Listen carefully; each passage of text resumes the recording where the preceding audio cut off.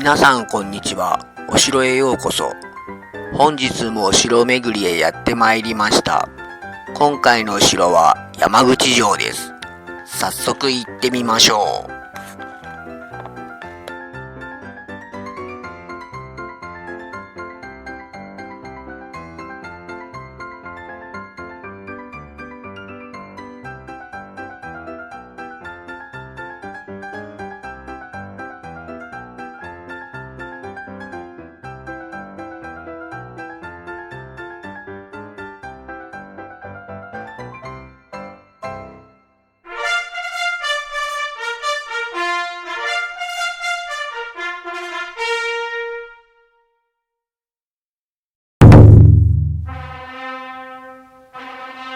山口城は山口県山口市にあるお城です。現在は山口県庁となっています。築城時期は1863年、江戸時代末期にあたります。当時山口県は毛利氏の治める長州藩でした。時の藩主の毛利高親は幕末の有事に備え、藩庁を萩から山口に移しました。当時日本では外国の脅威にさらされ、天皇も攘夷を主張しました。そのため長州藩では攘夷論が反論となりました。外国との戦に備える必要が出ました。直接外国艦船からの脅威にさらされない地、そして下関や瀬戸内海への指揮の取りやすい地として萩に代わる土地を探しました。萩に代わる本拠地が山口でした。なぜ山口を選んだのでしょうか。実はこの山口という土地ですが、室町時代に大内氏が本拠地とし町づくりを行った土地です。余談ですが、戦国時代毛利氏は毛利元就が当主だった時に中国地方の覇者となりました。やがて元就は死去します。その後毛利家の後を継いだ毛利輝元は石田三成に味方し、関ヶ原で西軍の総大将を務めます。毛利家はやはり大勢力だったようで、織田信長が室町幕府の最後の将軍である足利義昭を追放すると、足利義昭は毛利氏に庇護されます。そして毛利輝元は足利幕府の副将軍に任命されます。その後信長は本能寺の変で倒れ、豊臣秀吉が織田家の天下を乗っ取り関白となると、豊臣政権の五大老の一人として豊臣政権を支えます。副将軍に五大老、そして関ヶ原の戦いでは西軍の総大将に担がれるのが毛利輝元です。東軍の徳川家に敗戦します。毛利氏は豊臣政権下で五大老を務めていた時、広島城を本拠地としていました。しかし関ヶ原で徳川家康に負け、領土を没収されます。萩に流放されたため、新たに本拠地を探しました。その時本拠地の候補に上がったのが山口の高峰城です。もともと毛利氏が西国の覇者となる前に栄えていた大内氏の城跡でした。その場所を毛利高親のご先祖様である毛利輝元が本拠地の候補として挙げた場所、それが山口でした。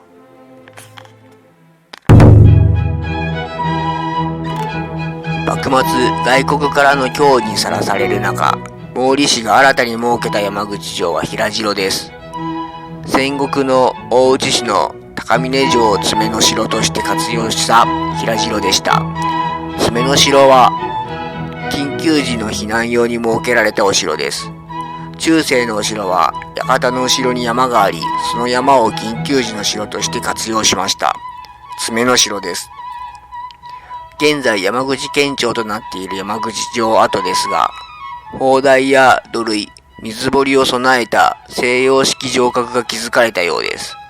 現在も砲台、土塁、水堀が残っています。藩内では山口館、藩外では山口城と呼ばれました。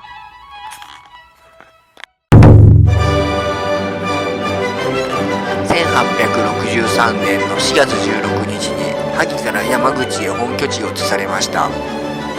1864年10月16日、大村益次郎らの意見を取り入れた両方式城郭として完成します。八角形の城郭だったようです。しかし直後に幕府による第一次長州征伐が行われます。理由は江戸幕府に勅命が下ったようです。長州藩は禁門の変を起こした責任を問われました。禁門の変は8月18日の政変で京都を追放された長州藩が京都御所を守る任務を与えられていた会津藩と藩主の松平片盛を排除しようと京都に上洛して行った戦です。禁門の変で長州藩は天皇の住む京都御所に銃を向け、幕府にも反抗的なため征伐の対象となりました。畿内における大名同士の戦は徳川家と豊臣家以来の大阪の陣以来でした。禁門の変では大砲も投入され、市街地3万戸が焼け衝撃が走ります。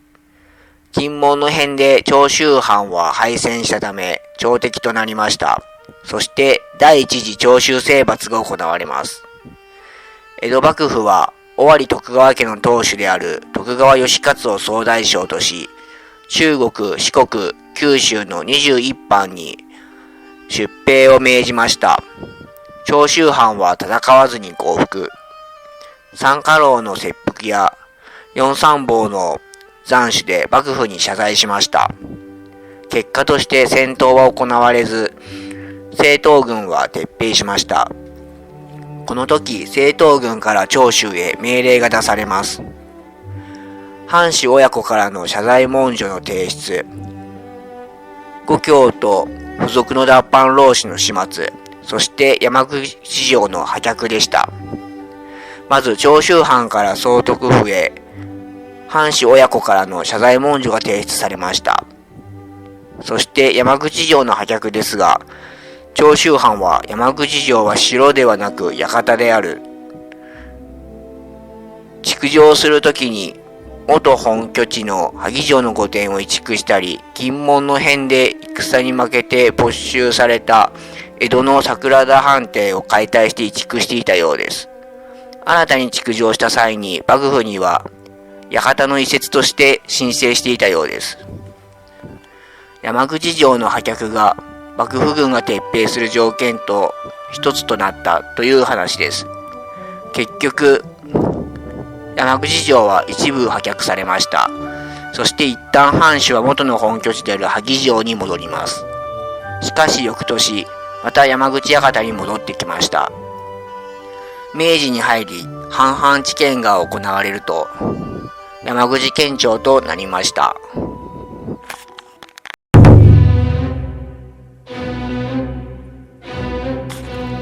13代の萩藩主が毛利高親です。あだ名があり、創世公とも呼ばれています。家臣からの進言に対して創世と返事をしていたそうです。家臣に担がれていたのか寛大だったのか意見の分かれるところです。作家の司馬遼太郎さんは、ある意味では彼ほど健康であった人物はいないかもしれない。彼は愚人や名人を近づけようとはせず、藩内の権士を近づけたと評しています。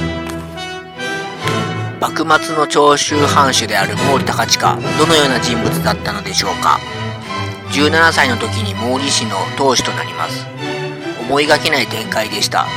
というのも、実は毛利高親は毛利本家の出身というわけではありません。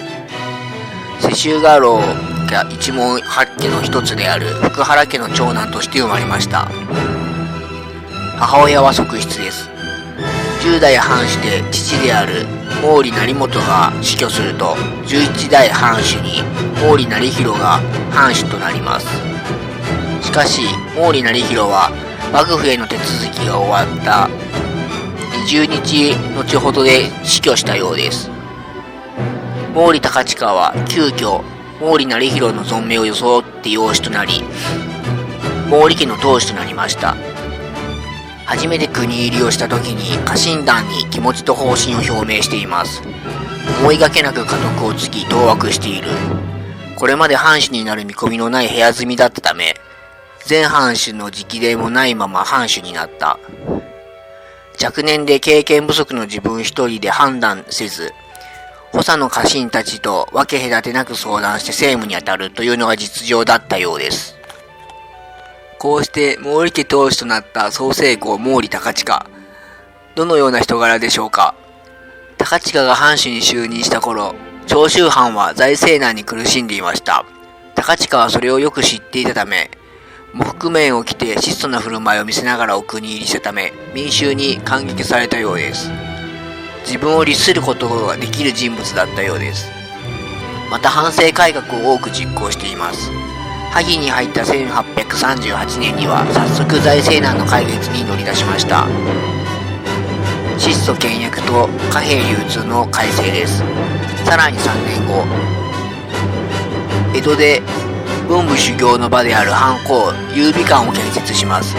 軍事強化に乗り出しました。萩でも連兵を行います。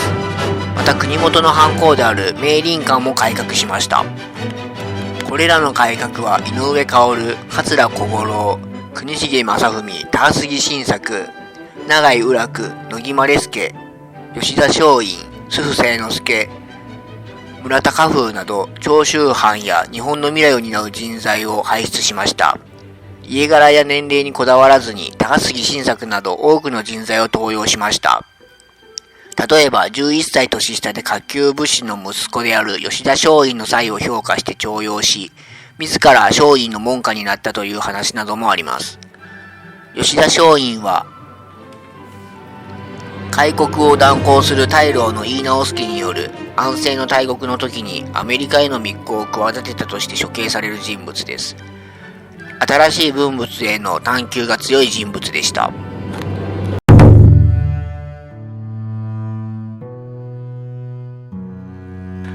長州藩は日本が外国の脅威にさらされる中、諸外国との戦争、さらには朝敵となり、幕府からも攻められます。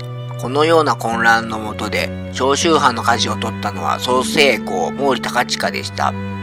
上位の反論を幕府に提出し、洋式軍政を導入します。そして上位の実行を行わない幕府に先立ち、上位の実行を藩の方針とします。当時14代将軍の家持が将軍職に就き、京都に上洛します。将軍が上方に上洛するのは徳川家光以来の出来事です。将軍の上洛は幕府の意向を天下に示すとともに、上位派の孝明天皇と上位の実行を約束するためでした。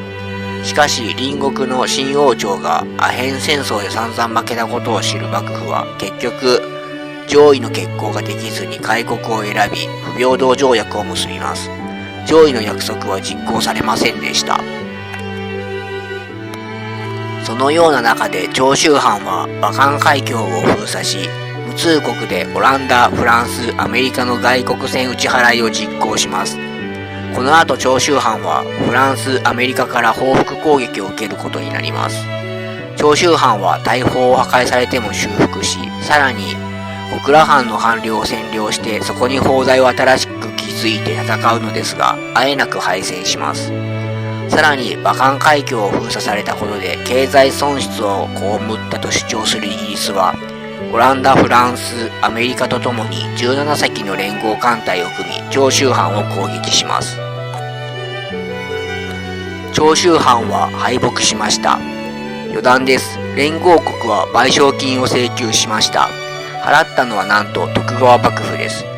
長州藩ではありません。なぜなら徳川家持は孝明天皇に対して攘夷を実行すると約束しているからです。長州藩は征夷大将軍の命令に従って攘夷を行ったと立場を示し、賠償金を支払わなかったようです。さらに余談です。連合国は長州藩の砲台を占領しました。この時フランスが大砲を本国に持って帰ります。2025年大阪で万国博覧会が開かれています。万博の歴史は古く、1798年に国内博覧会がフランスのパリで開かれました。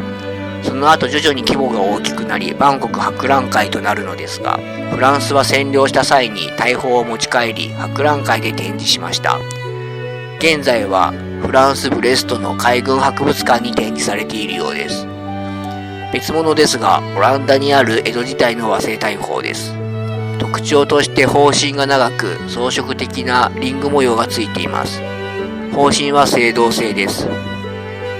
滑空砲です。車輪付きの砲火は木でできています。前装式砲から装填するタイプです。砲火の形状が日本風で西洋の海軍砲とは異なるようです。長州藩はこのような大砲を使って諸外国と戦いました。第一次長州征伐が開始されると、家臣たちは長く会議を開くも答えが出ませんでした。毛利高親は意見が出尽くしたのを感じると、最後に我が藩は幕府に基準する、さよう心得よと述べると、その場を後にしたと言います。総成功の毛利高親は重要な時に決断を下す人物でした。優秀な人物を積極的に登用し、賢人の意見に耳を傾ける人物だったようです。1868年、藩籍奉還が実施されます。先祖代々の土地を天皇に返還することになります。鎌倉時代から江戸時代にかけて土地が大名に与えられた経緯が大名の私有と行政の交友が入り組んでいるため感情的に複雑ですが、実施するには困難な課題でした。徳川幕府を倒した毛利氏は率先して土地を天皇に返す必要がありました。全国の諸大名を納得させるために毛利氏が率先して模範を示す必要を理解し、毛利高親は了承します。さらに涙を流す木戸孝允を呼び止め、今は戦乱の世の中だから人々は気が立っている。これほどの変革を行うなどということ、どういうことが起こるかわからないから、木戸孝允が京都に行った上でその時期を見計らってくれるようにと注意を促しました。毛利高親は藩籍奉還を隠居しています。無欲で野心のない人物だったようです。晩年は明治4年、山口城で亡くなりました。以上、築城者の毛利高親でした。